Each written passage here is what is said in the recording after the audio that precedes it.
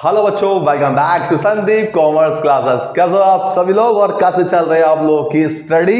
Obviously अच्छी ही चल रही होगी और हाफ ईयरली के एग्जाम की तैयारी भी अच्छी ही चल रही होगी। हम यहाँ पर लास्ट टॉपिक जो पढ़ रहे थे वो हमने पढ़ा था फाइनेंशियल स्टेटमेंट विदाउट एडजस्टमेंट के बारे में हम चर्चा कर रहे थे, जिसके अंदर हमने ट्रेडिंग अकाउंट बनाना, P&L अकाउंट बनाना, ट्रेडिंग और ट्रेडिंग और P&L अकाउंट कैसे बनाते हैं वो भी हमने सीख लिया है। और लास्ट में जो वीडियो डाला था उसमें हमने सीखा था किस तरीके से प्रॉफिट एंड लॉस अकाउंट बनाया जाता है और बैलेंस शीट बनाई जाती है। अगर आपने वो वीडियो नहीं देखा है तो डिस्क्रिप्शन में मैंने उसकी लिंक डाल दी है, तो वहां पर जाके आप देख सकते हो। कुछ बच्चे हैं जिन्होंने कहा है कि सर हमें एक दो सवाल और समझा दीजिए फाइनल अकाउंट के, क्योंकि हमें अभी भी थोड़ा सा बड़ा ही कंफ्यूजन है। तो मैंने ठीक है, तो मैं आप लोग को ही समझाता हूँ, साथ में वीडियो बना देता हूँ ताकि और बच्चे भी इसका फायदा उठा सके। तो एक सवाल है जो कि राठी की बुक का देके रखा है, ठीक है, विवेक ब्रदर्स हैं, ठीक है, राठी कुसुमाकर डालमिया जी जो है बड़े ही अच्छे राइटर हैं और इन्होंने बड़ा ही बखूबी ये बुक को बनाया है, जिसमें काफी अच्छे अच्छे सवाल दिए गए हैं।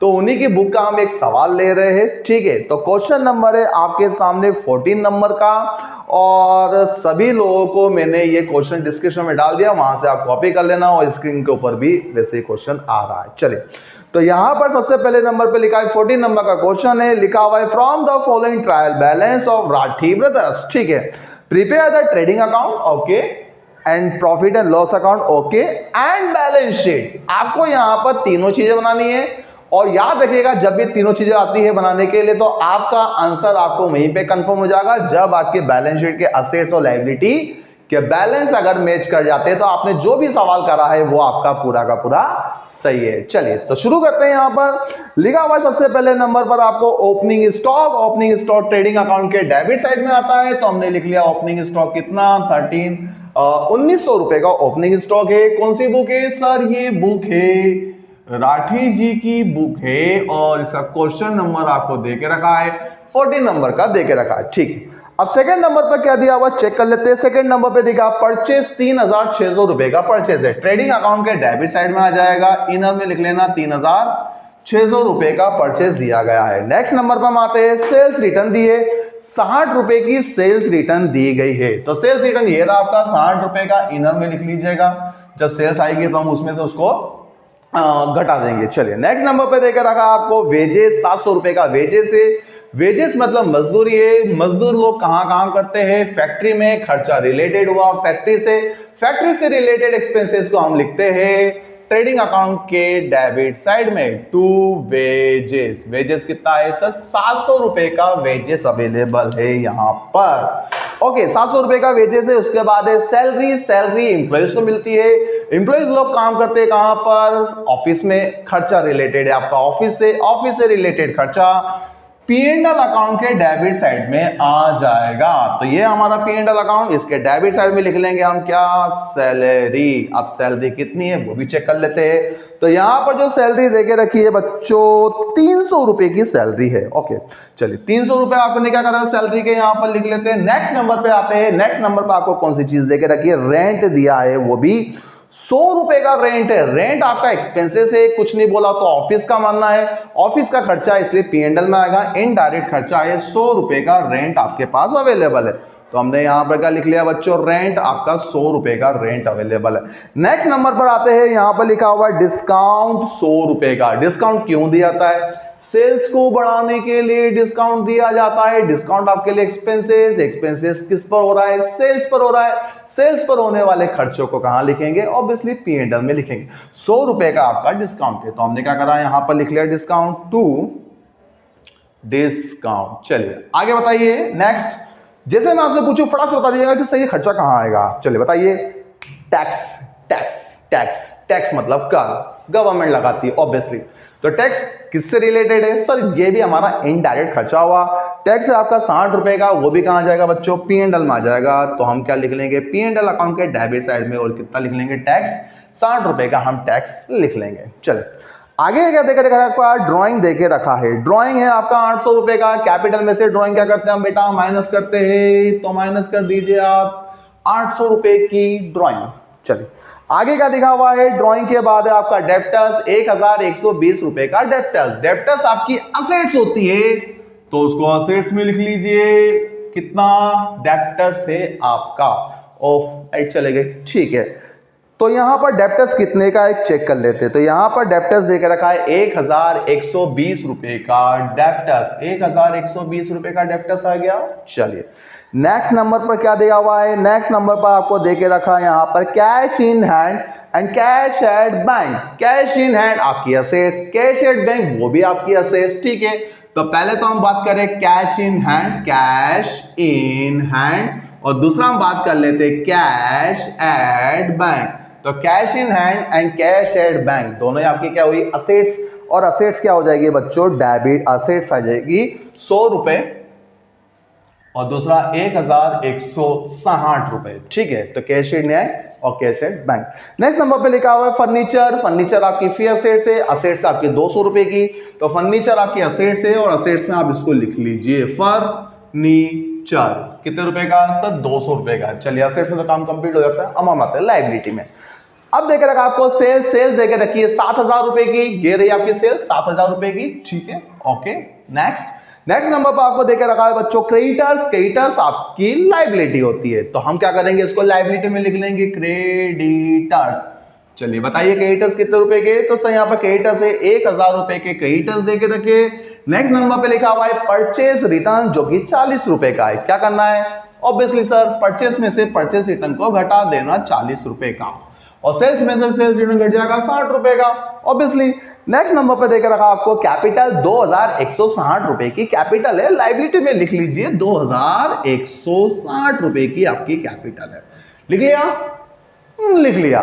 लास्ट में आपको देकर रखा है क्लोजिंग स्टॉक, ये तो आता है और ये एक जगह नहीं है 2 जगह आता है। क्यों? क्योंकि ये है आपकी लायबिलिटी के बाद में भी आता, सॉरी असेट्स में भी आता है और ट्रेडिंग के क्रेडिट में आता है, क्योंकि ये हमेशा सवाल के बाहर दिया रहता है। कितना है चेक कर लेते हैं। तो क्या 1000 रुपए का देके रखा है तो क्लोजिंग स्टॉक आ जाएगा आपका कितना 1000 रुपए, और एक आ जाएगा यहाँ पर असेट्स में आ जाएगा 1000 रुपए। चलिए आंसर निकालते हैं। आंसर निकालना बड़ा ही टिपिकल काम होता है क्योंकि बच्चों को उसको जोड़ना और घटाना पड़ता है। सवाल करना ऐसे इंपॉर्टेंट नहीं है, सवाल तो देखो फटाफट होता है। मुश्किल से 4 या 5 मिनट लगेंगे ये सवाल को सॉल्व करने में। अगर मैं आपको समझाऊं नहीं और मैं खुद अपने हिसाब से करूं तो ये सवाल केवल लिखने में टाइम नहीं लगेगा, मुश्किल से 3 या 4 मिनट में हो जाएगा। लेकिन सबसे ज्यादा समय लगता है बच्चों यहां पर इसका आंसर निकालने में। सवाल करने में आपके 5 मिनट है लेकिन आंसर निकालने में आपको लग जाएंगे 10 मिनट, क्योंकि इसकी कैलकुलेशन करनी है, जोड़ना है और इसको घटाना है। चलिए तो सबसे पहले हम क्या करेंगे 7000 रुपए में से 60 रुपए घटा देंगे। घटा दिया तो वैल्यू आ जाएगा कि 6940। अब इन दोनों की टोटल कर लेते हैं तो इन दोनों की टोटल करने पे कितना आ जाएगा 7940। ये आ गया टोटल कहाँ की क्रेडिट की। उसी तरीके से हम क्या करेंगे 3600 में से घटा देंगे 40 रुपए तो कितना आ जाएगा 3560 रुपए आ जाएगा, और इन तीनों को हम क्या करेंगे बच्चों जोड़ लेंगे। जोड़ लेंगे ठीक है सर जोड़ लीजिए। जोड़ने पर आ जाएगा कितना 6160 डेबिट एंड क्रेडिट की टोटल। अब इन दोनों के बीच का डिफरेंस तो क्या करेंगे 7940 में से 6160 घटा देंगे 7940 में से घटा देंगे हम क्या 6160। तो इसका जो डिफरेंस है डिफरेंस आ जाएगा आपका 1780 रुपए का डिफरेंस आ जाएगा। चलो ये डिफरेंस आ गया। अच्छा कहां लिखना है ऑब्वियसली जहां वैल्यू कम होती है। वैल्यू कहां कम है डेबिट साइड में। तो डेबिट साइड में टोटल है वैल्यू कम है 1780 लिखेंगे हम किस नाम से, इसे हम लिखेंगे टू ग्रॉस प्रॉफिट के नाम से लिख लेंगे। ठीक है अब हम क्या करेंगे इसकी टोटल लगा लेंगे। चलिए टोटल लगाते हैं। तो टोटल जो बड़ी है वो लिख लीजिए 7940 और यहां भी लिख लीजिए 7940। अब इसको हम ट्रांसफर करेंगे अगले अकाउंट में। तो ग्रॉस प्रॉफिट ट्रांसफर होगा P&L अकाउंट के क्रेडिट साइड में। तो यहां हमने ट्रांसफर कर लिया कितना टू ग्रॉस प्रॉफिट अकाउंट कितना तो 1780। ठीक है कर लिया।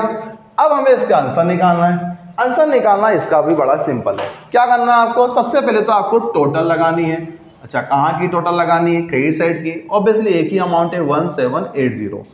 अब हमें टोटल लगानी कहां की डेबिट की 300 400 500 560 रुपए टोटल आ जाएगी डेबिट की। अब इन दोनों के बीच का डिफरेंस तो इन दोनों के बीच का डिफरेंस आ रहा है आपका 1220, कितना आ जाएगा 1220 रुपए का आपका डिफरेंस आ जाएगा। कहां लिखना है, ऑब्वियसली जहां वैल्यू कम है वहां लिखना है। तो वैल्यू कहां कम है, डेबिट में। डेबिट में लिख लो आप आंसर 1220, किस नाम से लिखना है, टू नेट प्रॉफिट अकाउंट के नाम से लिखना है।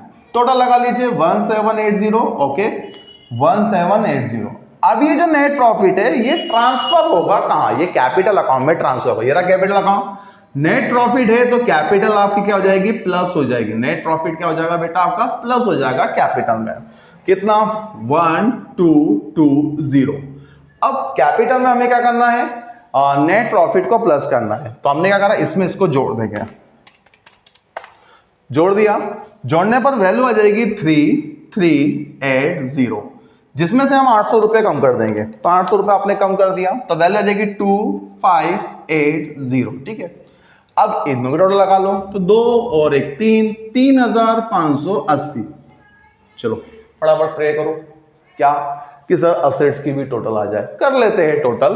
तो टोटल करने पर 1000, दूसरे आ जाएगी 1120, ठीक है। तीसरे में आ जाएगी 100 रुपीज, ओके। अगले आ जाएगी 1160, उसके बाद आ जाएगी आपकी 200 रुपीज। इस साइड की टोटल भी आ रही है, वेरी गुड, 3580। दोनों तरफ की टोटल हमारी यहाँ पे क्या होती है, सही होती है। इसका मतलब हमारा टोटलिंग मैच हो गया। मैच हो गया तो मतलब आपने जो भी अकाउंट बनाए हैं वो क्या है, आपके पूरे के पूरे सही है। कैसा लगा वीडियो प्लीज कमेंट बॉक्स में जरूर बताइएगा, और अपने दोस्तों में इसको जरूर सब्सक्राइब शेयर करें और उनको बोलो कि प्लीज सब्सक्राइब कर लीजिए, क्योंकि आपके सपोर्ट से ही मैं और ज्यादा वीडियो बनाने के लिए मोटिवेट होता हूं। Thank you so much for watching this video.